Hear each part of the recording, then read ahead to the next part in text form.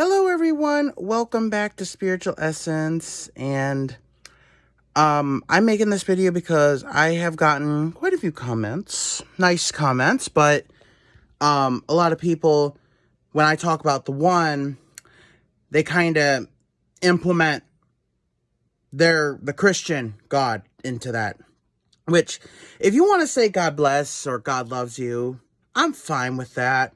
There are some people who might take offense, but they're cray-cray. Because, it's coming from a good place, even if I don't follow that religion, because I personally will never be Christian. I made a video saying don't hate on Christians because not all Christians are assholes, but I'm, for one, am not part of the Christian religion, and I never will be because I'm connected to something else. So I just wanted to make this video to make a distinction here. So everyone's like, well, so you must be talking about God, right? When you talk about the one, you talk about God. In a sense, yes. But I want to make some distinctions here between the one and the Christian God, which actually someone left a comment to me on how someone, which I still need to look up, was talking about how the one was sent by God, which is an interesting little theory there. I will have to look into that. But the one was the name of the supreme creator of, the world, the universe, and all that. And this was a name that I got during one of my astral adventures. My guardian angel, Saint Raphael, he's the one who hinted at the existence of the one and actually called him by the name the one. And how I distinguish that from the Christian God. Okay, so according to the Christian God, the God watches everything you do and say, and feel, he knows all of that, which I do believe the one has the capabilities of it, but I don't think he's always watching everyone unless he needs to. Now, he does have the ability to see multiple things at the same time. He's omnipresent, but I don't think he focuses too much on everybody unless they really need it. I do not believe that the one necessarily judges. Now, I do believe that he is here to guide us, and, he implements the guardian angels to help us grow as people and not be so low vibrational beings. But I don't think he is here to necessarily judge what we do, not like or dislike what we do. We are spiritual beings who are here to learn. And the best way to learn is by going through life succeeding and failing at the same time. I do believe that, he is here. It's like a parent who lets their kid just explore and do what they're going to do without really getting involved, just to see what their judgment is, how good their judgment is. I believe if the one was human, and we were little kids and we were wanting to put a fork in a socket, he would let us, because that pain would actually teach us. He wouldn't be like, oh, no, don't do that, and don't do that. Not like us human parents do. I say us as if I'm a parent. No fucking way I'm a parent. But, yeah, I feel like the one would let us get hurt, because good parenting is letting your kids sink or swim, teaching them how to do so by themselves. In certain instances, he may implement the guardian angels to protect us. But other times, he's going to let us learn. So if I'm going to actually use a real story as an example. So there was a man, he was a Nigerian guy. He was a priest.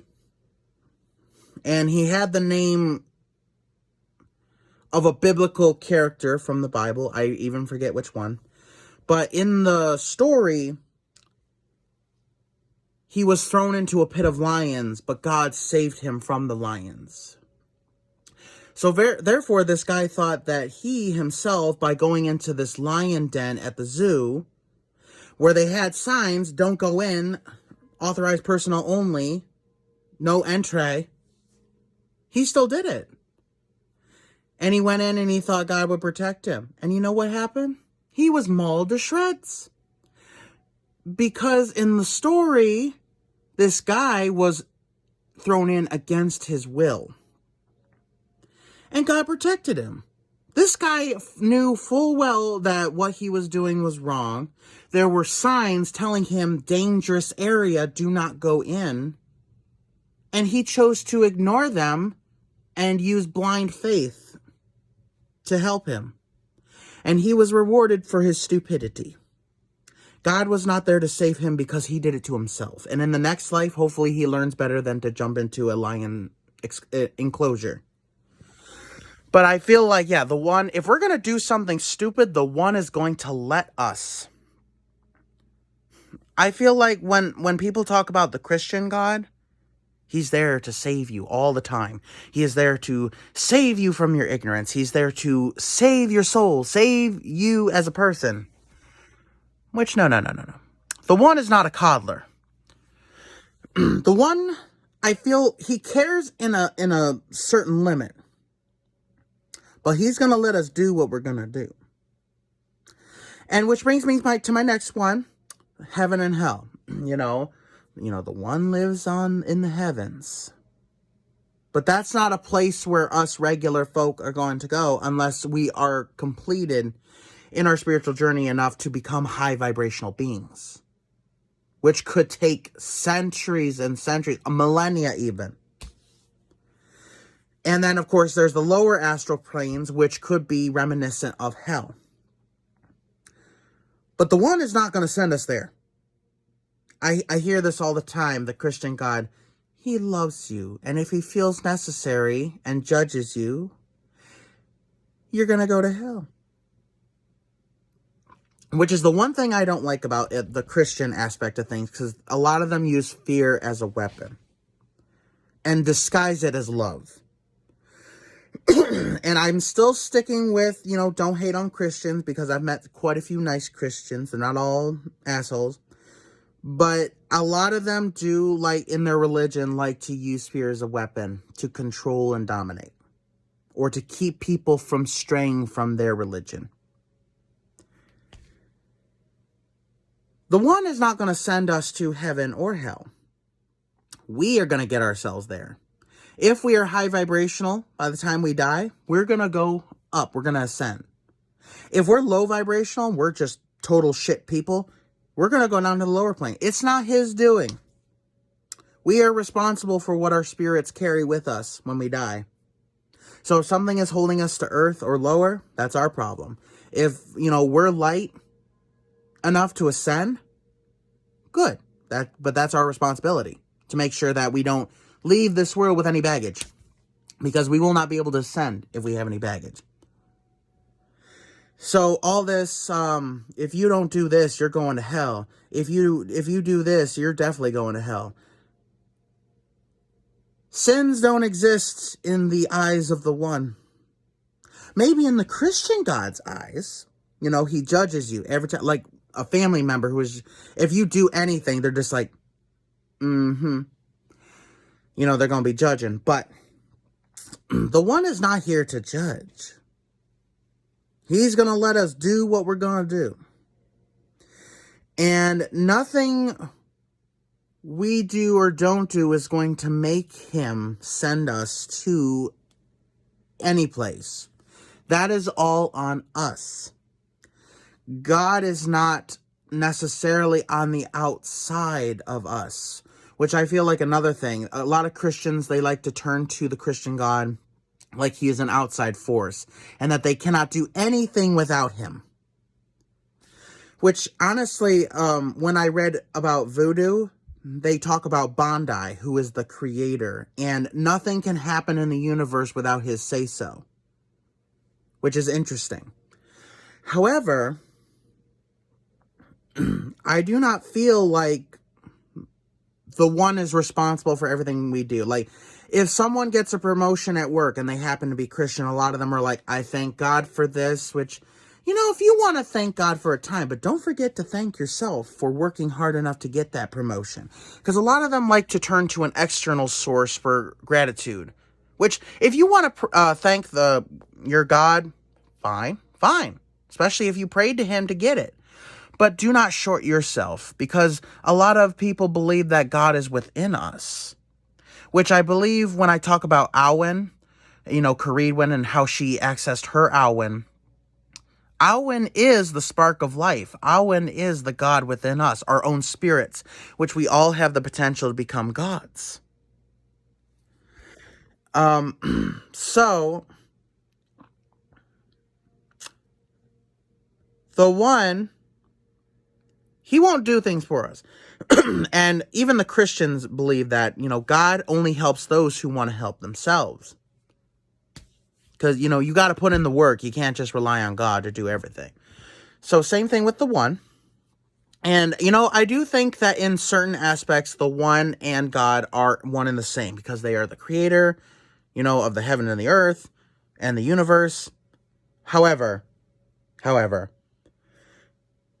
the sin system of the Christians, I do not believe it is the one thing. It's not a God thing, actually. The sin system is merely a way to teach people how to behave in public, in real life, in the physical world. Basically, strict guidelines of what to do and what not to do. There are a lot of strict Christians out there who do not drink. And they don't have premarital sex. They don't swear. They don't watch scary, bloody movies. They don't watch porn. They don't get themselves dirty in any way or any facet. Which, if that's how you want to live your life, go for it. But honestly, I just cannot turn to a religion that restricts how I live my life. That's why I am a pagan spiritualist. Which I consider myself both, because I do pray from gods other than the Christian religion. Because I looked up the definition of pagan, and it says anything differing from the main recognized world religions. So, Odinism, or, the Viking, Norse, Greek mythology, Egyptian mythology, all of that is considered pagan in the eyes of Christianity. So that's why I consider myself pagan, because I pray to gods from these religions. I also consider myself a spiritualist because I believe in the afterlife. I believe that there is a higher power. I believe in guardian angels. I believe in demons. I believe in ghosts. I believe in all of that. So I consider myself both a pagan and a spiritualist. So I am a pagan spiritualist. And that's my thing. So it's not that I'm lashing out at the people who talk about, oh, God loves you. God is always watching for you. Just, pray about it. Things will get better. And I'm not hating on those people. Thank you for those nice comments. I really appreciate it. But I want to make the distinguish here, because I am not turning to Christianity, nor am I part of the Christian religion currently, I have my own thing, and I am content with my own thing, but I thank you for the support. And I do think that there is a distinguishment between the Christian God and the one, and that's my thing. Let me know what you think down in the comments.